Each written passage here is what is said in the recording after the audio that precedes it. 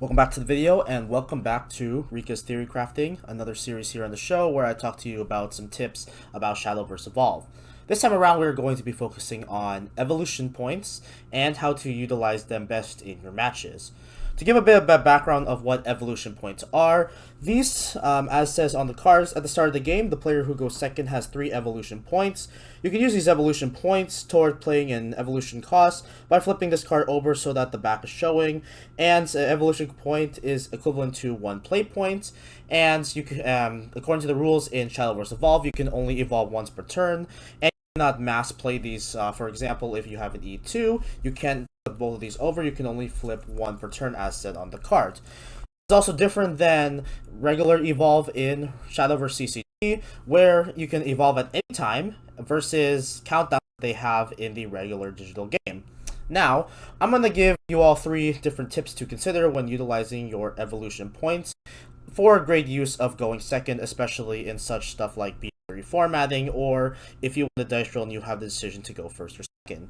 One tip I would like to definitely stress out is that it depends on how you utilize your deck building. A good amount of stuff that people like to consider are having a lot of E1 cost emphasize. A good example of this is one card I play in my Forestcraft deck, which is Elven Princess Mage. This actually has a cost of E1, and basically you can pay 1 evolution point, you don't need to utilize your play points, and you can evolve this follower. And then Elven Princess Mage's skill is on evolve, put 2 Fairy Wisp into the EX area. This is great for my game plan that I can go put some resources in my EX area because these tokens are 0 cost, and it's really good for a lot of your main resource engine. What's really good about this is that I could be at 0 play points, and then if I went second and have these evolution points, I can use this as an alternate cost, so I could do a lot of things basically during my turn. So it's great to utilize this, plus you also get the benefit of evolve cards having rush, so if you need this as an alternate condition and you haven't evolved during that turn, this would be a great use for considering. The other thing I would like to emphasize is how often are you evolving? Similar to a follow-up where I talked about how E1 cost are emphasized, this really helps for benefit in my locals. When I usually play within a dice roll or such, or I'm given the choice when I've lost, I like to usually go second within my deck, for example. And this is the reason why is because I have a lot of different cards that can benefit off of the main evolution points usage, unless it's less like cost 2+.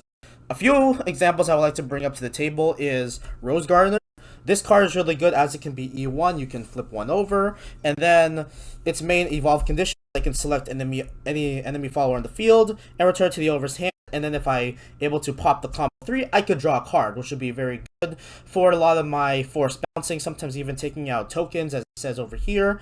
It's another great use that I can just use without playing any play points usage.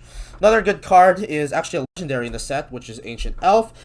This one has also E1, and of course this one main use is similar to its fanfare skill, where you return a card from the field into the owner's hands, and you can give it +1/+1. Same thing happens over here, and this is a really good reach uses to get up to 5/5, assuming you did the first fanfare skill. So it's really nice that it is just only needed to be paid by evolution point cost, especially if you are, as said before, at 0.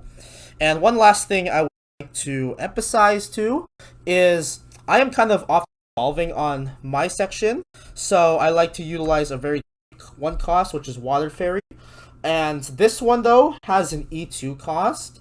Though what's good about this is that if I have, say, 1 play point up, and then I can utilize one of my evolution points plus the 1 play point I can use to go evolve Water Fairy at cost E2, which can help summon me a fairy token.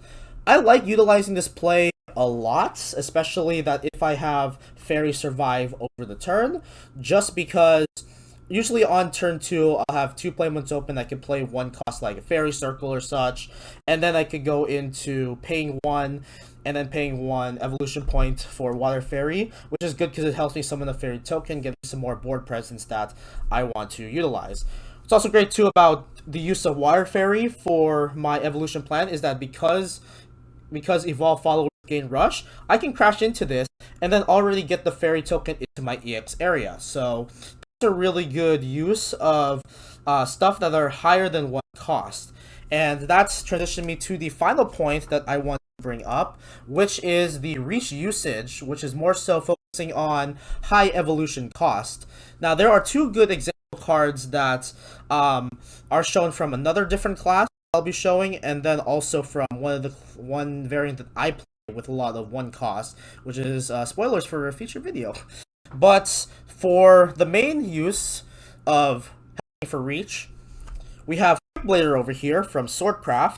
This one has, of course, Storm, as a lot of people have probably seen within their locals, but it has an evolution cost of 3. Now you're probably thinking to yourself, how is this going to really benefit me thoroughly early? It actually kind of doesn't, unless you really want to get the thorough numbers quite early. What's really good about Quickblader's use here with an E3 is that it help reach where if you have a lot of play points already on the table, you can just evolve it. Now, it doesn't need to just be from regular 3 play points. You could do basically 2 play points and 1 evolution point, where you can go, this one still has Storm, and it's a 3/3 now. So, for example, you could play it on during your turn, and then if you have 2 play points and then 1 evolution point up, you can go spend that and have your Quickblader evolved. What gets really interesting too, if your opponent is at 3 and has basically like no answers to this, or decides I can't really spend some of my hands, even with some play points open, that could be swinging and possibly going for lethal. So it's really good for a lot of uses of stretch and trying to help finish off games within great use.